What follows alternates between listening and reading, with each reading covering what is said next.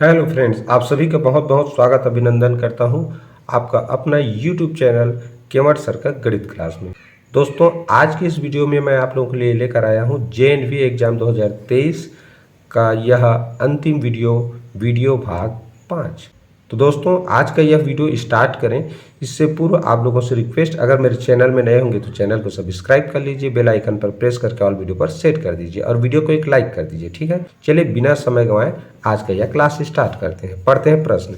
एक मालगाड़ी जिसकी लंबाई 1 किलोमीटर है 45 किलोमीटर प्रति घंटा की चाल से चल रही है। इस मालगाड़ी को 2 किलोमीटर लंबी सुरंग से निकलने में कितना समय लगेगा? अगर आप लोग मेरा रेलगाड़ी से संबंधित वीडियो नहीं देखे होंगे तो उसको जरूर देखिए। अगर उन सारे वीडियो को आप देख लेंगे तो इस तरह के प्रश्नों को आप चुटकी बजाते हल कर सकते हैं। ठीक है, चलिए जानते हैं कैसे हल करते हैं ऐसे प्रश्नों को। दूरी बराबर होता है मालगाड़ी की लंबाई। अगर ये मालगाड़ी किसी दूसरे ट्रेन को पार कर रही है या प्लेटफॉर्म को पार कर रही है या पुल को पार कर रही है या सुरंग को पार कर रही है तो उसकी लंबाई को भी जोड़ देंगे तो हो जाता है दूरी। ठीक, ये चाल दूरी समय से संबंधित प्रश्न है तो हमको दूरी जानना है तो मालगाड़ी की लंबाई और सुरंग की लंबाई को जोड़ेंगे तो बनेगा दूरी। चाल प्रश्न में दिया हुआ है 45 किलोमीटर प्रति घंटा। अतः समय प्रश्न में क्या पूछा है? समय। तो समय बराबर क्या होता है? दूरी बटे चाल।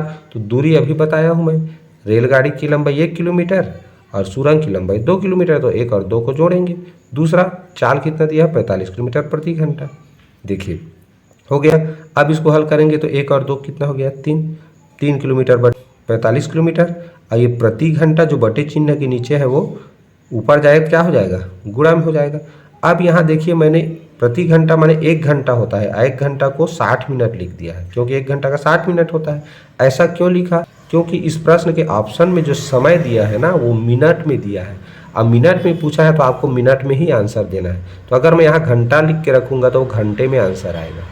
समझ रहे हैं? इसलिए समय अगर मिनट में दिया है तो प्रश्न में जो समय दिया है घंटा में उसको मिनट में बदलना जरूरी है। इसलिए मैंने क्या किया, 1 घंटा बराबर 60 मिनट लिखा क्योंकि 1 घंटे बराबर 60 मिनट होता है। ठीक, अब इसको हल कर सकते हैं। कैसे? देखो, 3 एक कम 3, 3 15 45। 15 से 60 को भाग करेंगे तो 15 एक कम 15, 15 चौक 60। इस तरह कितना आया? 4 मिनट। तो 4 मिनट हो जाएगा इस क्वेश्चन का सही answer. Option D is right answer. Clear? चलिए नेक्स्ट क्वेश्चन में चलते हैं। चलिए प्रश्न पढ़ते हैं। सभी अंकों 9, 7, 0 तथा 4 का प्रयोग कर 4 अंक की बड़ी से बड़ी संख्या तथा छोटी से छोटी संख्या का अंतर है, ये पूछ रहा है। तो पहले तो ये जो 4 अंक दिए हैं उनसे बड़ी से बड़ी संख्या बनाना आना चाहिए और छोटी से छोटी संख्या। तो देखो यहाँ पर हमारे पास 4 अंक है, बड़ी से बड़ी संख्या लिखना रहता है या बनाना रहता है तो हमेशा बड़े अंक को पहले लिखा जाता है, यानी बड़े मान वाले अंक को पहले लिखते हैं। तो 9 बड़ा मान वाला अंक है तो 9 से छोटा 7, 7 से छोटा 4, 4 से छोटा 0। ये जो अंक दिए हैं उन्हीं से ही हमको संख्या बनाना है। ठीक, छोटी संख्या बनाएंगे तो क्या करेंगे? 0 को छोड़ के जो छोटा संख्या है, तो 0 को छोड़ दो तो क्या है? इसमें 4 छोटा है तो पहले 4 को लिखेंगे उसके बाद ही 0 लिखेंगे। शुरू में 0 लिखेंगे तो वो 3 अंकों की संख्या बन जाता है, याद रखें। ठीक है, तो जब भी 0 भी दिया हो अंक में तो पहले 0 को छोड़ के जो छोटा संख्या उसको लिखते हैं, फिर दूसरे नंबर पे 0, बाकी बचा उसको इस तरह बढ़ते क्रम में। तो 7, 9 ये हो गया सबसे छोटी संख्या। प्रश्न में अंतर पूछा है तो इसको घटा देंगे, घटाएंगे तो कितना आएगा? देखो 5 है 6 7 61। ठीक, तो यही क्या हो जाएगा इस प्रश्न का आंसर। क्लियर? चलिए अगले प्रश्न में चलते हैं। देखिए प्रश्न पढ़ते हैं। 2 संख्याओं का योगफल 8 तथा उनका गुणनफल 15 है, इनके व्युत्क्रमों का योगफल क्या होगा?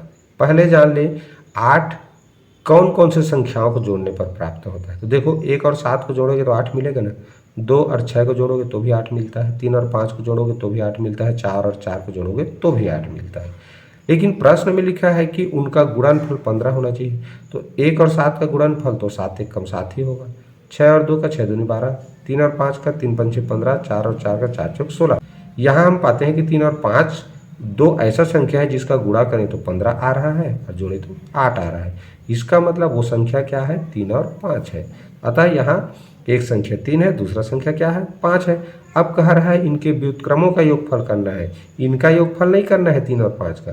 तो 3 का व्युत्क्रम क्या होगा? व्युत्क्रम यानी उल्टा कर दो, तो 3 का 1/3, 5 का 1/5। अब ये मिल गया हमको 3 और 5 का व्युत्क्रम। अब उसका योगफल करना है कह रहा है, योगफल, तो योगफल 1/3 1/5 का करो, क्या होगा, इसका लघुत्तम आ गया 15, 5 एकम 5, 3 एकम 3, 5 3 8/15, ये हो गया इसका आंसर। ठीक, भिन्नों का योगफल कैसे किया जाता है ये जानना है तो मेरा भिन्न वाला टॉपिक का वीडियो जरूर देखें, वहाँ इसको आप आसानी से सीख सकते हैं। ठीक है, चलिए आज के इस वीडियो का अंतिम प्रश्न देखते हैं। चलिए प्रश्न पढ़ते हैं। देखिए 2 का घात 2 गुणित 3 का घात 3 गुणित 5 का घात 5, फिर दूसरा संख्या था 2 का घात 3 गुणित 3 का घात 2 गुणित 5 का घात 2 गुणित 7 तथा 2 का घात 4 3 का घात 4 गुणित 5 गुणित 7 का घात 2 गुणित 13। ये इस वर्ष का बेहतरीन प्रश्न था, लघुत्तम समापवर्त महत्तम समापवर्तक से संबंधित। तो इस प्रश्न को आप लोग बहुत ध्यान से देखिए। आप लोगों को पुस्तक में ऐसे प्रश्नों को किस तरह हल किया जाता है ये किसी भी पुस्तक में, किसी भी प्रकाशन की पुस्तक में नहीं दिया है। ठीक है, तो इससे भी संबंधित मेरा वीडियो बन गया है, उसको आप लोग मेरे YouTube चैनल को सब्सक्राइब कर लीजिए। और जो प्लेलिस्ट बना है लघुत्तम समापवर्त महत्तम समापवर्तक से संबंधित, उसमें इस तरह के प्रश्नों को कैसे हल किया जाता है वो विस्तार से बताया गया है। ठीक है, तो चलिए इस प्रश्न को कैसे हल करना था ये मैं बता रहा हूँ। ठीक, तो देखिए यहाँ पर हमारे पास 4 ऑप्शन है। पूछा क्या गया है उसको देखिए, महत्तम समापवर्तक। क्या पूछा गया है, महत्तम समापवर्तक। तो महत्तम समापवर्तक कैसे जानते हैं ये जान लो पहले। देखो इसमें 2, इसमें भी 2, इसमें भी 2 दिया है ना। हाँ, तो क्या करेंगे, 2 रहेगा प्रश्न में, ये क्लियर है।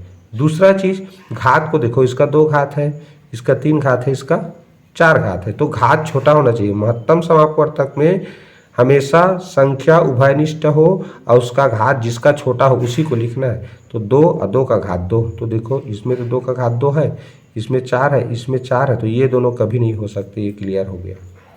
अब ये दोनों में से कोई भी होगा।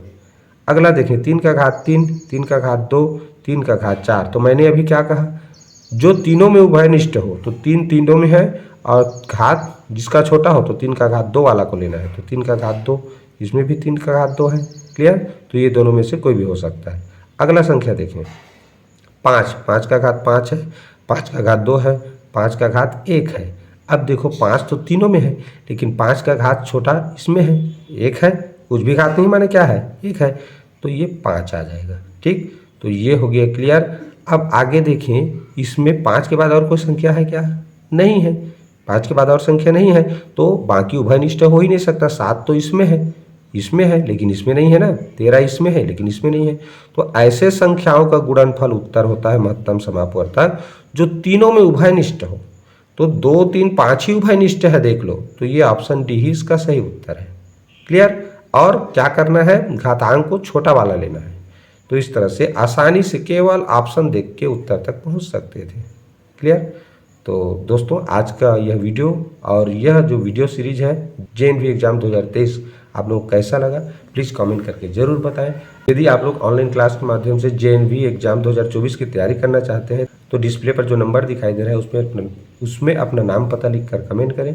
मैं आप लोगों को मेरे व्हाट्सएप ग्रुप से जोड़ दूंगा, वहाँ से आप बढ़िया क्रमबद्ध रूप से आसानी से जवाहर नवोदय विद्यालय प्रवेश परीक्षा की तैयारी कर सकते हैं। तो ठीक है, नेक्स्ट वीडियो में फिर मिलेंगे, तब तक के लिए goodbye, have a nice day.